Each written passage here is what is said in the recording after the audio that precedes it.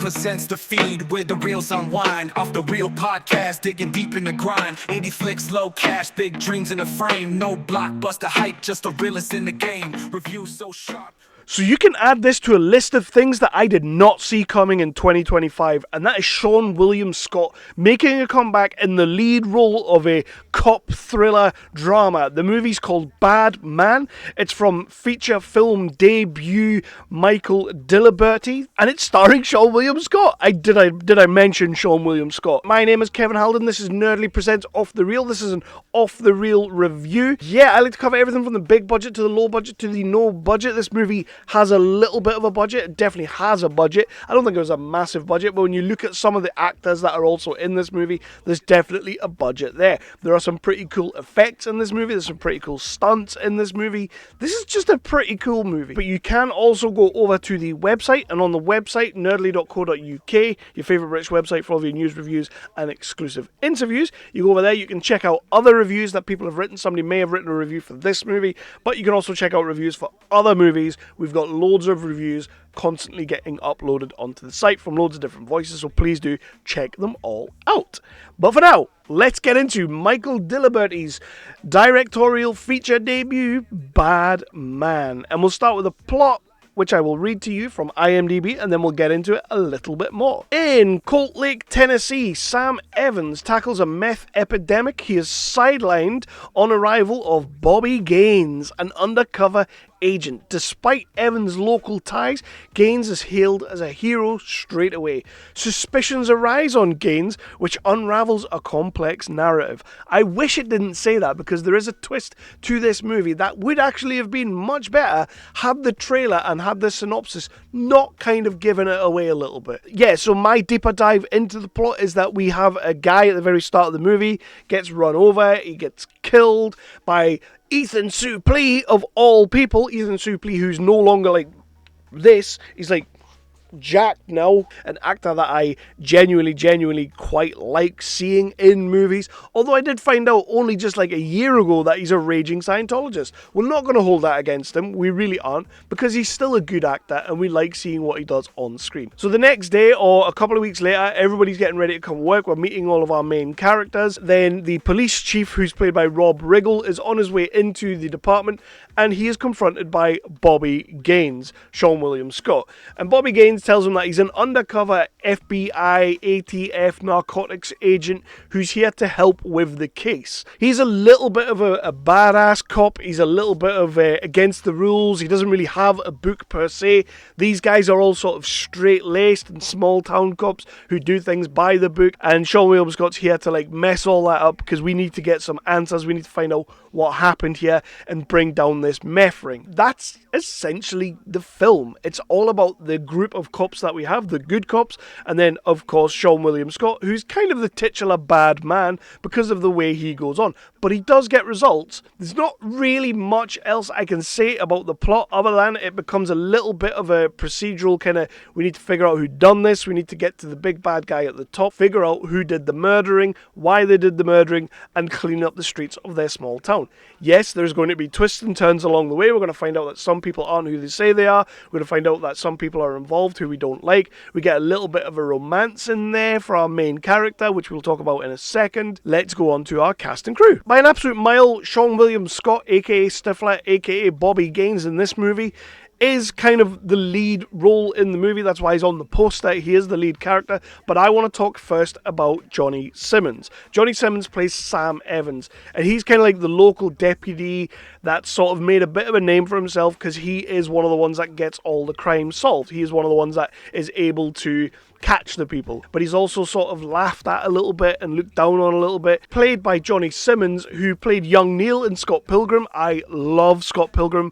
We've seen Johnny Simmons in a lot of other things, but Scott Pilgrim's the main thing that I know him from, and I loved him in that. And in this, he's showing a completely different side. He's showing quite a mature side. He's able to equal Seann William Scott at times, although he is kind of little broad at moments, but I guess that's supposedly part of the character and the way it's meant to be. Seann William Scott is always going to be the guy that elevates the film, but Johnny Simmons is very much doing his own thing, and I genuinely adored what he was doing. Really good actor. Alongside him, we have Chance Perdomo, who tragically has, since making this movie, passed away. He was in a motorcycle accident, so we've lost this young actor. And he's really, really good in this film. It's a really comedic role for him. He's really playing off against Johnny Simmons really well. Their relationship, their banter, their friendship is absolutely there for all to see. Playing DJ, who sort of like is a cop, but isn't a cop. He's more like a freelance kind of cop, just sort of helping out as and when he can, because him and Sam Evans are just total bros and love each other. I thought this character was excellent, and it showed a side to this actor. Sadly, of course, he passed away after making this movie. From what I can gather, this is his final kind of big screen outing. Let's applaud him for that. Let's remember him for that, because he does a great job in this movie, and he does a great job of bringing together this ensemble. Then we'll get into Seann William Scott, who plays this so well. I wasn't 1,000,000% surprised by the fact that Seann William Scott turns in a good, serious action drama role. This didn't surprise me at all. A good few years back, there was a movie called Stark Raving Mad that came out just a little bit around the time of like the American Pie franchise was sort of going into the third movie or something like that, and he was trying his hand at other things. Stark Raving Mad was this movie where like he has this team and they're going to rob a bank, but they decide to do it going in from like a nightclub next door where they use the decibel level to hide the fact that they're breaking into this vault. I thought that movie was excellent, and he in that role is superb, like really, really bloody good in that role. Going up against Lou Diamond Phillips as well, who, you know, isn't any kind of slouch when he's on his game, and in that movie he's on his game. So yeah, this didn't surprise me. I think it may surprise other people, but Seann William Scott, when he gets given a good action role, a good serious role, he's a bloody good actor, and you don't think about Stifler all the time when you see him on the screen, especially in this movie, even though he is dropping little one-liners here and there. You got Rob Riggle in there, and Rob Riggle, as always, is dependable. You know, 21 Jump Street, those movies, he will always come through with the goods. He kind of gives Seann William Scott a little bit of room to breathe in a more serious role, which I loved. Rob Riggle doing a really, really good job in this movie. And again, Ethan Suplee playing the main big bad of the film. Got a kick out of seeing him. He's a good actor. He always plays these smaller roles really well, and he's a really good villain. And in this, he gets to be a deep south villain, kind of harkening back to Without a Paddle, like those kind of movies, when he got to be those sort of like off-the-wall, deep south kind of characters. So let's get into what I did and didn't like. And the main thing, this is my main criticism, and it's not even a criticism on the film. It's the synopsises that I keep seeing around the place. I'm not going to say what one of the main twists of the movie is. I'm not going to say what it is because I don't really want to. You can figure it out by watching the trailer, if I'm honest. Because in the trailer, they pretty much give something away that as I was watching it, I was like, okay, I'm loving this, but I can kind of see where the turn's going to come. I can kind of see what we're doing here. It didn't take away any enjoyment from the movie. It was just a criticism of I might have been a little bit more surprised when you got to that moment if you hadn't kind of told us in the trailer. There's lines of dialogue in the trailer that I just wish weren't there. That's my main criticism for this film. Now, how much Michael Diliberti as a director had to do with the trailer, I don't know. How much he has to do with plot synopsises going out, again, I don't know. So that's a little bit of criticism that I have, but it's only a little criticism, to be perfectly honest. You can still absolutely enjoy this movie, and you will absolutely enjoy this movie. It's funny when it's supposed to be, it has heart when it needs it, it's serious when it wants to be, and the characters, like I say, I keep mentioning sort of the banter, the chemistry, everybody is firing on all cylinders in this film, and when they're all sitting around in the room in the police station and they're all having their banter, it's brilliant and it's effortless. And this is a crew that looks like they're making a bit of a passion project. This is a crew that looks like they know they've got something that's gold. They don't know how gold it is, but they know they've got some gold, and they're gonna run with it, and they're gonna make this fantastic film. I do think this film may get missed when it first comes out. Apart from the fact that we've got Seann William Scott, people might pick it up because of that, which is one of the main reasons that I watched it, because I was like, okay, let's see what else he can do. Let's see where he's going to take us. What's this road he's going to lead us down? But I do think, and I have absolutely no doubt, when this movie gets discovered, and it will get discovered, it will pick up a following. It will have murmurings. People on Twitter will talk about this movie. This movie will gain traction through word of mouth because it doesn't do anything wrong. Does it get a little bit convoluted towards the end? A tad. Is it perfect? No. But it doesn't do anything wrong.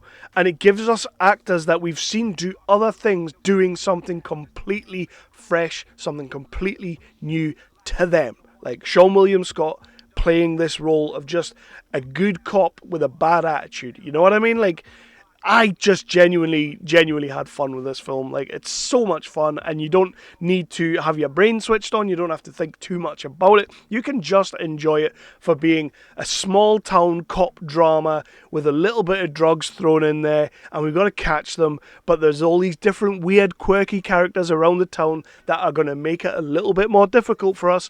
But that is the memo, and everybody on this movie got the memo. So I guess as well, that is something that I did like as well, especially for a first-time feature film director in Michael Diliberti. He's got a cracking cast around him. And maybe that's something to do with the fact that he's written other movies that seem to have done well, and he's always been part of projects that seem to have done well. So here he is. He's obviously gained enough respect, enough credit, enough traction in his career that he was able to attract these actors, but also like the cinematography. There's nothing wrong with that either. It's all done well. The sound is done well. The editing, like, I can't complain about anything technically wise. It just does what it's supposed to do and gets you in, gets you out, gives you a fun, enjoyable crime romp of a movie with some absolutely outstanding performances in amongst it, just peppered in there for effect and for us to just enjoy and love and things like that.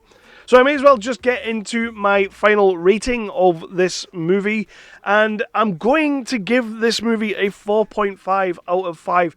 I wanted to give it the full 5, but honestly, if I'm truly honest, and it is a nitpick, and it's not really anything against the movie, the trailer kind of spoils a little bit of the film. Drop a comment down below and let me know if that twist or that turn in the movie hit on a different level for you. If you never saw the trailers, is kind of what I'm trying to say. Hopefully you didn't see the trailer, you went in completely blind. Seann William Scott looking like he was playing a serious role, and you thought, I want me some Seann William Scott in 2025. That's why it's getting 4.5. Just that little thing. It didn't take anything really away from my enjoyment of the movie. It was just something that sat in the back of my head that I thought, I kind of know where we're going with this, and I kind of have a feeling that I get it.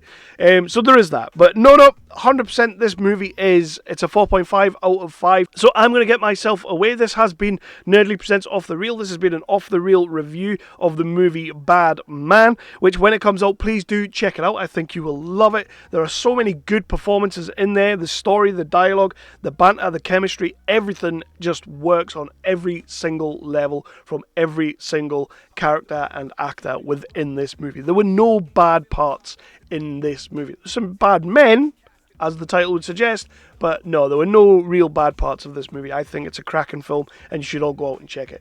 4.5 out of 5. If you see it, hit me in the comments. Let me know what you thought of the movie. Am I right? Am I wrong? Am I being too harsh on this movie? Am I being too kind to this movie? That is where the conversation will always continue, and I will answer any questions or any comments that anybody has down below. In the meantime, please do hit that like, hit that subscribe, and ding that notification bell. It will let you know whenever I drop a new review, and as you will see, I am back on my game. And yeah, do all those wonderful things for me. It helps with the algorithm. But for now, if I don't see you in the cinemas, I will see you in the next review.